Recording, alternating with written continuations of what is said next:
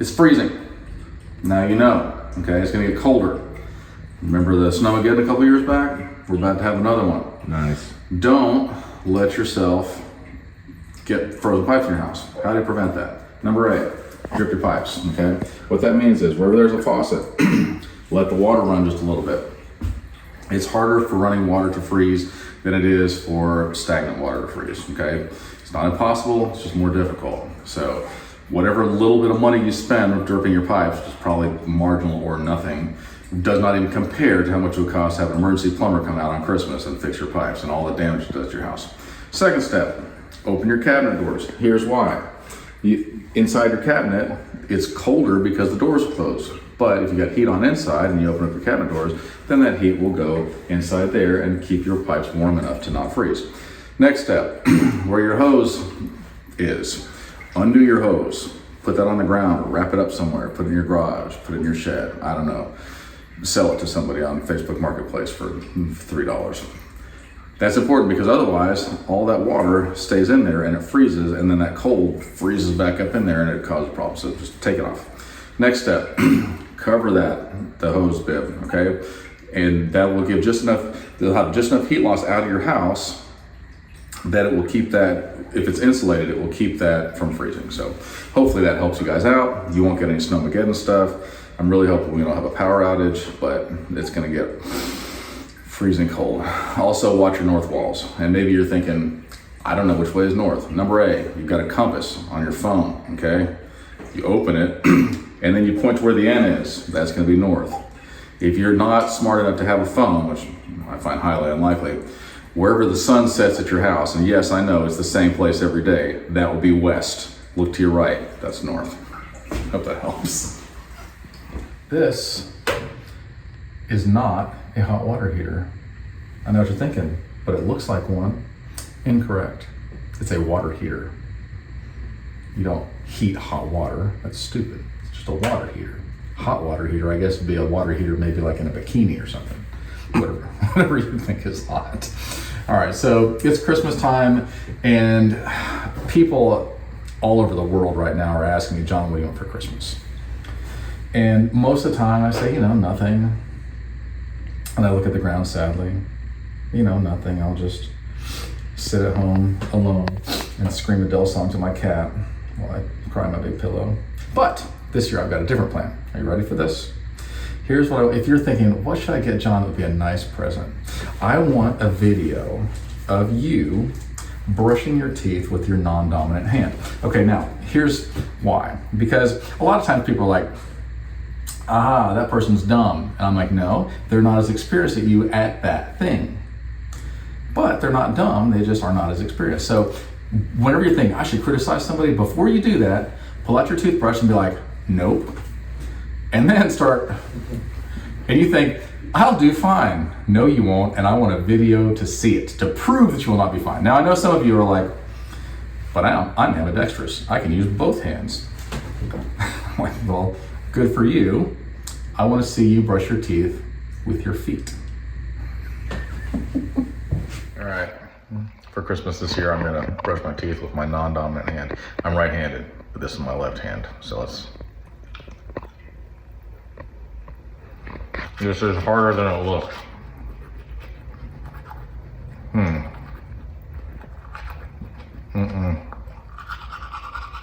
I'm not so good at this. I feel like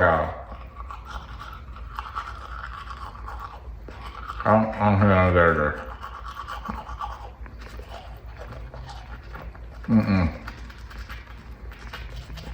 It feels wrong.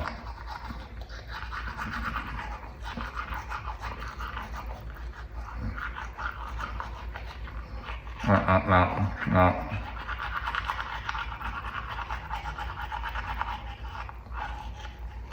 It doesn't feel natural.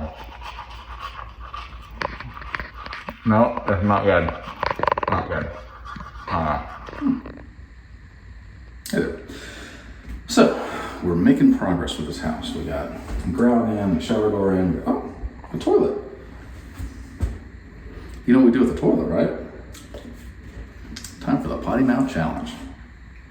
Here's how it works. You say a bad word, you gotta lick a toilet. But this one's brand new, so we're not going to do that today. You're welcome. What we are going to talk about is taming the tongue. So I'm going to put the verses in the comments. But James chapter 3, very interesting chapter. Okay, so the book of James is 5 chapters, and a chapter in the Bible, just so you know, is only like, this. It's not much. It's not like pages and pages, but it's like half a page or something like that. So the whole book is 3 or 4 pages. But James was Jesus' brother, in case you didn't know that, or as some would say, his half-brother, okay? Because obviously Mary had immaculate conception, but then Joseph and Mary had other kids afterwards. And so James talks about taming the tongue. He says, the tongue is an unruly evil full of deadly poison. He says, behold, how great a forest is burned down by a tiny spark. And he said, consider a ship. It's huge and it's tossed about by the waves and currents. But a very tiny rudder steers the whole thing and shows it where to go. Or we put bits in horses' mouths or all kinds of beasts' mouths, and we steer the whole animal just by a little tiny thing in their mouth. And he's like, and so our tongue steers us to good or to evil. So personally, I think it's very important to not have a potty mouth, thus the potty mouth challenge. And is it difficult? Yes, it's difficult to stop cussing. It's difficult to stop a habit that everybody else in the world is doing. And it's real easy. I've heard people through the years like, well, I'm a sailor, or I'm a construction worker, I'm in the music business, I'm in entertainment, I'm this, I'm a restaurant worker, I'm working a bar, blah, blah, blah. Whatever it is, I work in insurance. I'm like, everybody's got an excuse. And everywhere I go, man, this town, there's nothing to do but sit around and get drunk and stuff. I'm like, they say that in every town in the world.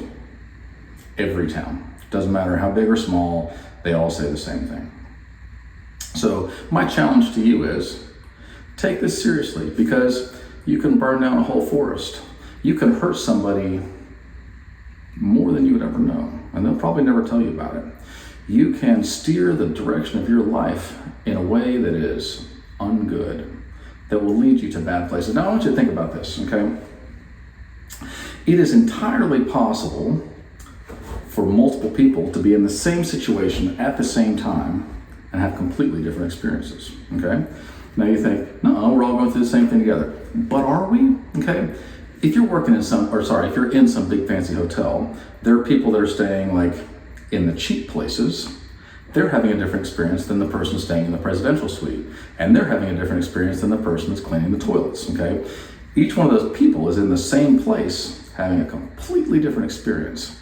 And so my question is, do you want to be cleaning the toilets, as I'm installing toilets, or do you want to have a better life? Because I think you're better than that, right? Are you done with this garbage? Because where you're at has been an accumulation of the decisions that you've made in your life. And I know you want to blame everybody else. I know that's our culture right now, is to blame everybody else for your problems. But some of those problems are somebody else's fault.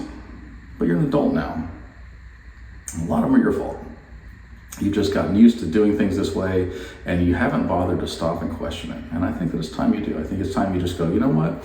Do I really want to live and die like this? Do I want to let this steer my entire eternity?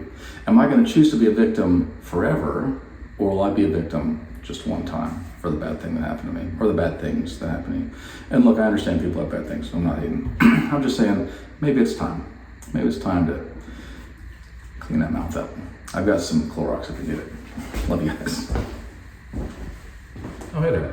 So we're painting baseboards right now, and let me just show you how to do this. You get exactly this amount of paint on your brush, not a drop more or less. Put some down here and just kind of get it started, and then get across the top line. You want to make a nice smooth line. You want to be confident in your paintbrushing skills, because otherwise you end up with a mess. If you try to be too perfect, you end up being sloppy. And it's kind of a true thing in life too.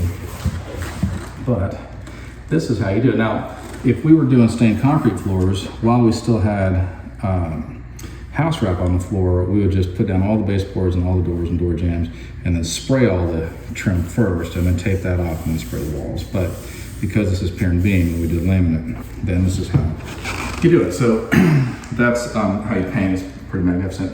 I hope that you guys are having a wonderful Christmas. I really do. And I think a lot of you are, but for those of you that aren't, and I know that that's a bigger number than we want to talk about, I've heard a lot of people say, I just don't feel very Christmassy this year. I just feel like I'm not in the Christmas spirit or whatever. And then they're depressed about it, or maybe their family's not what it used to be, or people, there's a myriad of reasons to be not happy. I'm gonna give you one, and that is that holidays are usually a much higher suicide rate. And I think part of that is because we believe at some level the lie of all the Hallmark movies and all the Disney movies and everything that we need to have this perfect Christmas and a perfect family, and it's just not like that. We live in a fallen world, and not enough people talk about that. We live in a world that is under a curse. And if you're looking for a perfect place and you feel like you're the only one that doesn't have it, I got news for you. You're not the only one. Everybody is dealing with this. Everybody. The Bible says there is no temptation falling you except for that which is common to man. Which means that everybody's dealing with the same stuff you're dealing with. And I got news for you. Nobody wants to commit suicide. Okay? And I know you're thinking, well, the statistics are against you on this one, John. Well, that may be true. But hear me out. Nobody really wants to kill themselves. They don't want to end their life. They just don't want to live the way they're living. And they don't see another way out that's better. They're depressed because life isn't what they expect it to be. And unrealistic expectations will make you depressed. So I've got a couple things that may help you out. First of all, talk to people, encourage them, and love them. It's very important. Secondly, if you're feeling depressed, this is an absolute cure for depression. And I do it too, because look, we all get depressed sometimes. Okay? I found that if you're feeling depressed, at the first sign of it, go and find somebody that's got it worse than you. It won't be hard. And you go be the friend to them that you wish somebody would be to you. Because now you've got somebody that's kind of at a lower level, if you will, so they're even more in need of a friend, in need of somebody that's kind to them and would love them. And be that person to them, because then they'll be eager to be your friend, right? You get somebody more popular, maybe they're like, I got other things to do. And then go and be a friend of them. And then you know what's gonna happen? You're gonna have a friend. And you're gonna realize my life's not so bad. And you're gonna realize, hey, there's other people that have it worse than me. And there's something magical about this. Then you're gonna wanna help them, and part of your heart, all that Grinch, Scrooge stuff that we all know so well, is gonna melt away, and you're gonna realize we're made to help each other out. We're made to love each other. And if we're not doing that, then we do get depressed. But if we are doing that, well, then all of a sudden, the world is a better place. And I think it's important to understand that in a broken, fallen world, we need each other. And we could make it miserable, right? We could complain about all the bad things or whatever. Or we could say, look, this is the way it is, and I'm gonna make the best of it. And that's not so bad, right? And then you find, you know, if you're thinking my life needs to be beautiful and perfect and full of wealth and all this, first of all that's a lie. But secondly, you overlook all the small things in life. And the small things in life are the big things in life. When somebody smiles, when you appreciate some flowers, when you look at something beautiful, when you see God's hand in nature, when you see God's hand in a stranger, when you see the marvelous things that he's doing, and you realize these miracles are all around me. So don't lose heart. Now look, if you're really depressed and you're really suicidal, by all means, call me up, we'll hang out, okay? I'll talk to you, I don't care, because look, I know he loves me. So, see you guys soon. Okay, so we're doing trim paint, but it's Christmas Eve. And you know what that means? Josh has got to go. You know what that means? I'll probably leave eventually. I don't know when, but I'm gonna leave. Now, it's no secret that I'm not a big holiday person. Mostly I think because, you know, like, I'm alone, so it's not that exciting to me. Also, I don't really like commercialization of holidays and the materialistic stuff that goes with it. But The Little Drummer Boy. Let me tell you why I like this song. Because everybody else is bringing their gifts to the King, to Jesus when he's born. Because they know, like, man, the heavens had changed for this. They didn't know this at the time, but there's BC and AD. Like, everything in the universe centers around this one event. And wise men still bring their gifts to the king. But the little drummer boy was like, I don't have a gift to bring, but he knows I should. And he realizes, I think, to some degree, the gravity of the situation. And he says, I'm a poor boy too, right? To Jesus, because Jesus is born in a manger, so clearly, like, not rich. And he says, can I play for him? And the best part of the whole song to me is, and then I played for him and I played my best for him, and then he smiled at me. And that was enough. That was like, the king of the universe, the creator of the universe, I played for him my humble little thing, just what I had, and he smiled at me. I think that's a beautiful thing. So, wise men still bring their gifts to the king. Do that. Love you guys. Have a Merry Christmas. Bye. The great thing about being ugly is your phone battery lasts a lot longer because, nobody calls or texts or anything. All right, so maybe you're thinking to yourself, I've got this door, but when I open it too hard, maybe you got children or animals that open it up with their little opposable thumbs, and they slam it open, then the doorknob goes to the sheetrock, and you're like, is there some way that I could prevent this from happening for, I don't know, less than the cost of a drink? And I mean like a fountain drink. The answer is yes. You just dig in your butt, or as I like to call it, my back pocket, and you buy one of these things. Now, this is truly amazing. You open it up, and then you unscrew this thing, and then there's a screw inside of it, and that's your 3 pieces. Now, do you have a drill? You're in luck. You can do this, okay? Let me demonstrate. First, you want to be like, let's open the door and see where it's going to land. And then you'll be like this, about right there, okay? Now this is where it gets really tricky. I'm gonna do this in real time so you understand how tricky this is.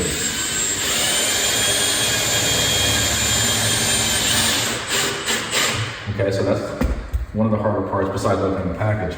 And then, it's got a little hook on there, right? You gotta hook it into the hole and then spin it. And then what happens? Then you end up with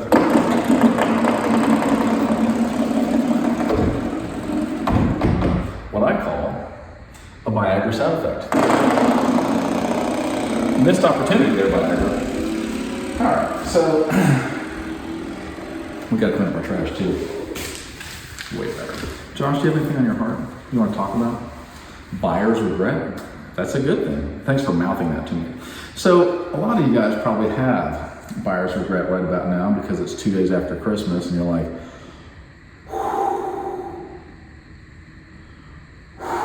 that cost a lot of money. And then you're also thinking this, that did not fill the hole inside my heart like I thought it would. Materialism promised me that I'd be happy if I bought this thing, and then I bought the thing and I just feel emptier. Never fear. A lot of places have return policies. Just return your stuff. And learn your lesson. Stop buying a bunch of stuff. It won't make you happy. There's stuff you need, okay? Money and things, they're a tool to help you love people. Here's a problem. We're supposed to love people and use things, and we've been taught our entire lives to use people and love things. But loving things is not satisfying. Your heart will be like this. And you're better than that. All right, love you guys. Did you know that in the 1800s, cowboys used to hang lanterns on their saddles, and that is how they got around using satellite navigation? Josh is shaking his head yes, because he knows that satellite is not the way that I'm meaning it. It's a different meaning. Okay, so when you're moving a fridge, which we did today, okay? I bought this fridge, it was amazing, but because there was only 2 of us, we didn't want to, okay, so when you transport a fridge, it should be upright, okay? And we didn't have enough people to lift it up and then put it up on the truck, and it was cold, if we're being honest. So we put it on its side, then put it in the truck, and then let it go like that. Now, is that bad, Josh? No. He says yes. So here's why. Because the oil in the compressor tips over, blah, blah, whatever. Here's what's bad. Not the fact that we did it, but if you did it and then brought it and put it back upright and try to plug it in immediately, then would that be bad? Potentially. What would happen? So basically, you know, if you lay it over on its side, the oil comes out of the compressor's case and it gets into the line set. So if you just take it back out, plug it in immediately, you're not going to have lubrication in your compressor. That's bad. You want to have your compressor lubed. Okay, so we have given it hours, 5 hours or something, 4 hours, since it's been back upright. And now we're ready to plug it back in. Let's see if it works. What do you think? Should be fine. I don't know. I'm so nervous now. I feel like I wish that I had some kind of assurance to be okay. If only I had a lantern. I could navigate using settle light navigation. Oh. Hey. Oh, would you look at that? It's making little fridge noises. It's cold right now. It's frigid. It's actually 57 degrees in here because we got the heat on. Now, there's something else we wanted to talk about with fridges. What was it, Josh? Do you remember? Not just don't tip it over, but also, if you have a fridge and you don't have it plugged in for a while, you want to leave the doors open. Why is that? Because they will automatically become stinky. They will stink, and you'll never be able to get that stink out. So we had it unplugged, and when we did, we left the doors wide open, and then now that it's plugged back in, we can close the doors, and this makes me happy. And the next person that lives here will be like this. Thank you. They won't say it out loud because they won't know, but if I hadn't done it, then they'd have been like, no thank you. Why does it smell mildewy? And I'll be like, because we were dumb and uneducated. But you guys are not dumb and uneducated because we just told you. So there you go. I hope that helps. Anything on your heart, Josh? No. He says yes, but I don't know what it is because he won't tell me. We're almost done with this house. Oh, hey there. So maybe you just finished a big project and then you realized, I don't have any more projects. And you look outside and you're like, well, it might be cold, but at least it's windy. And then you think, let's do some more work. What else are we gonna do? You only live once, unless you live twice or more. I guess that would be the other options. So I was like, I need a place to park my Bobcat and my excavator. Like I can do it over here. And it's too windy right now. They'll just sound like horrible, but we'll show you soon. So there's a flat wall there now. And while I was playing last night, which was an amazing show, thank you for asking, I had my engineer draw up these documents, and I had my project, so he drew all this part up, and then I had my project manager make us a material list, and my accountant approved it, and we sent it to the board, and they all said yes, and so we're gonna build this thing. So that's, somebody asked me recently, like, John, what kind of software do you use to design these houses and stuff? It's called a piece of paper and a pen.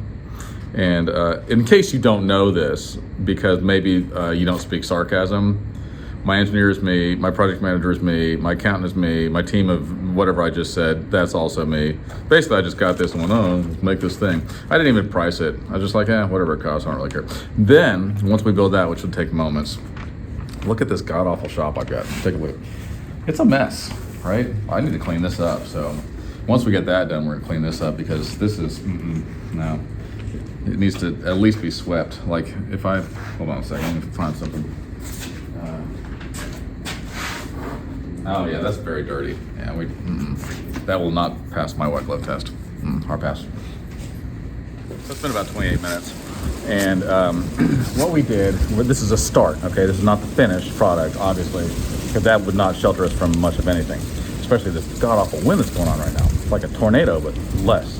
Okay, so what we had to do first, this wall is straight down here, and so we had to measure off of that the amount that we want to go out, which was, I forget the measurement, but it doesn't matter. And then we chalked a line on the ground. We marked it and we chalked a line. So now we got two parallel points, right?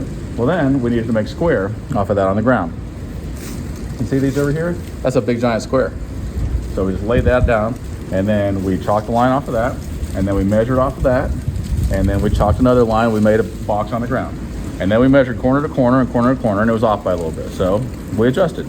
And then we got it so it was exactly the same. It was like 307.5 inches this way and this way, which means we're square. So then we drilled in the risers, and then one by one, we put up 4x4s, and we got a 2x6 over here, and then we anchored it all in. And this is the basic structure of it, okay? So this is really what I consider to be the hardest part, is making it level and square and getting the parameters done. Now we're gonna fill in the blanks and put in all the rafters, or sorry, the ceiling joists, and then we'll go above that and put another board across, and we'll make all our rafters, then we'll brace it and deck it and everything. Now, I talk to a lot of astronauts because, you know, I talk to a lot of people, and I'm constantly like, why don't we try to settle on the sun? Like, Earth is running out of resources, and they're like, John, it's too hot. I'm like, go at night, duh. So I just uploaded that last video, and we got about 95 million responses immediately. And the most common question that was asked was, how do you, with this heavy wind, how do you keep everything from going all wiggly woggly? And that's exactly the words they use, was wiggly woggly, which I'm like, I think that means unsquare and unlevel. Because if you got things that are just perpendicular to each other, then they will wobble until you get shear strength, which is like a sheet of OSB or something, or you get a 45 on it. And so what we had to do is we had to have some very large stakes planted in the ground. I had them planted probably 50, 60 years ago. This is one of them, and this is one over here. And I was like, I know I'm gonna need this later in life. And so I had that stake put there, and then we anchored off of that, which is pretty secure. I mean, it's not 100%, but it's better than, you know, like these stakes over here. Yeah, see those? It's bigger than that, barely. But same material. And so we anchored off of those two large stakes, and then that made it solid enough for now that we're gonna put everything together. And once it's all together and has shear strength, then we'll take those two off, and then the stakes can heal themselves, which is, they actually like this. It tickles them. The nails in there tickle them, and so we use tickly nails. You have to get them special ordered and all that stuff, but I got a bunch because I like these kind of stakes. Now, a lot of people around this time of year are like, I really want to get even with somebody because they did me wrong. And I'm like, I think the only people you should try to get even with are people that have done nice things for you. If somebody's done something nice for you, get even with them. If they helped you out, be like, I'm looking for an opportunity that I can help you out back. But if somebody did you wrong, you need to forget about that. You need to move on with your life. You need to forget. Oh, look at all that. Ah, it's a tornado coming. Ah. A lot of you are probably suffering from misinformation overload. You know, that you talk about it a lot, like there's just so much misinformation. I'm overloaded, it's too much. Never fear, I'm here to help you out. Now, when I do a project, which is, let's be honest, several times a day, I don't like to waste a lot of things. And that's because when I was younger, my mom told me, John, there's starving carpenters in Africa. And I'd be like, that's fair. And she'd be like, so don't you waste anything. I'm like, okay. But today, and if I'd had enough water, I probably would be able to cry, but I'm wasting all this right now. And I don't have the postage to send this to Africa, nor do I need to know who needs it for their project. But if anybody could please donate, I'll put a give button on there. You can donate so that we can get this to the people that need it. So thank you. This is a very emotional time for me. I need to go.